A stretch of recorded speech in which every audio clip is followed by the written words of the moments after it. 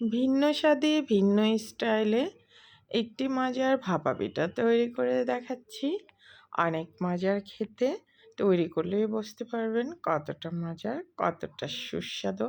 সময় কম, ঝামেলাবিহীন কেক পিঠাও বলতে পারবেন, আবার ভাপা পিঠাও এটাকে বলতে পারবেন। খেতে কিন্তু অসম্ভব মজার।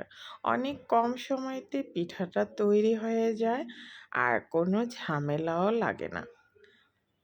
একদমই ঝামেলাবিহীন এ পিঠা, এর স্বাদ মুখে লেগে থাকার মতো। ভিন্ন স্বাদে আজকে ভাপা পিঠাটা তৈরি করব। শীত শেষ হয়ে যাওয়ার আগেই পিঠাটা তৈরি করে ফেলুন আর পরিবারের সবাইকে পরিবেশন করুন।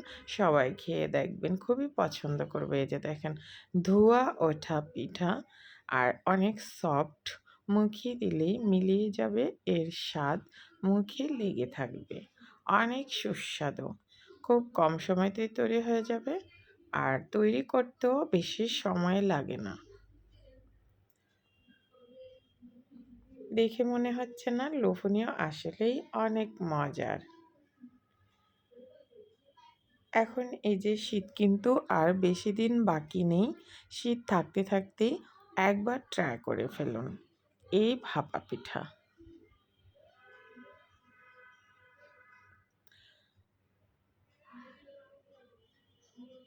আর দেখলেই বুঝতে পারবেন কতটা কম সময়তে পিঠাটা তৈরি করে নিয়েছিলাম। আর স্বাদেরও কোনো কম হবে না। ভীষণ মজার এই ভাপা পিঠা। এখন তাহলে মূল রেসিপিতে চলে যাব।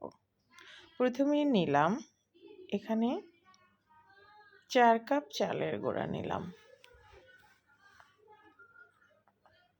চাইলে 2 কাপ দিয়েও এই পিঠাটা বানাতে পারবেন। আর স্বাদ মতো দিলাম লবণ।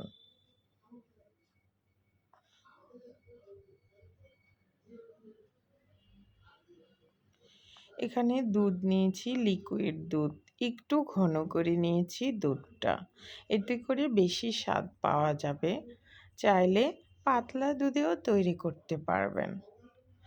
পুরো পুরো লিকুইড মিশ্রণটা আমি পুরোটাই দুধেই তৈরি করব। দুধ দিয়ে এটা ঘন একটা ব্যাটার তৈরি করে নিলাম। এই যে দেখেন, এটার ঘনত্বটা ঠিক এরকম হবে। এখন পিঠা তৈরি করব। একটা মোল্ড নিয়েছি, মোল্ডে অর্ধেকটা ব্যাটার ঢেলে দিলাম।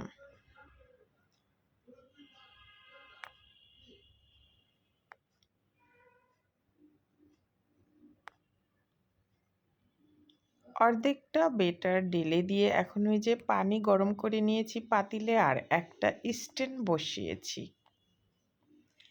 এখন আমি 5 মিনিট এই ব্যাটারটা ভাপিয়ে নিব। ঘড়ি ধরে 5 মিনিট।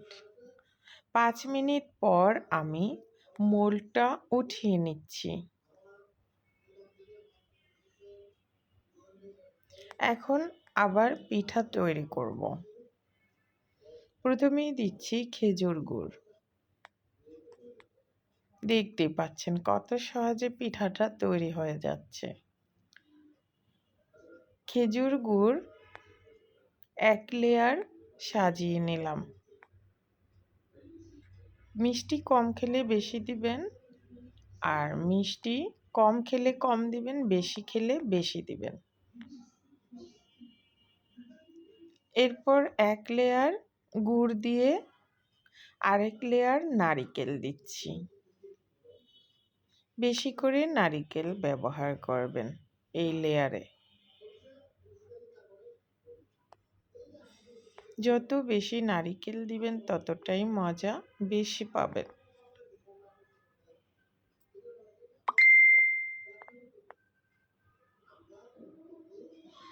এ পর্যায়ে আবার একটু নারিকেল দিয়ে দিলাম।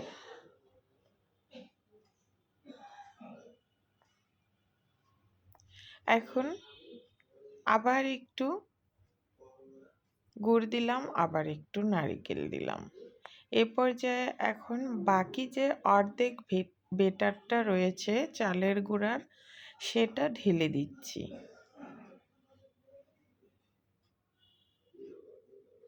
এখন ওই যে আবার পানিটা গরম করে নিয়েছি, এখন আবার এখন ওই যে একটা স্ট্যান্ড বসিয়েছি, তার উপরে মলটা বসিয়ে দিলাম আর ঢেকে দিলাম। মাত্র 20 মিনিটে আমার পিঠাটা হয়ে যাবে। এই যে দেখেন আমার পিঠাটা কিন্তু আমি একটু ট্রাই করছি পিঠাটা ভিতরের থেকে হয়েছে কিনা। একটা কাঠি ঢুকিয়ে দেখছি, কাঠিতে কোনো কিছু লেগে আসে নাই, অল্প অল্প একটু লেগে এসেছে, অর্থাৎ আর 5 মিনিট পিঠাটা হবে।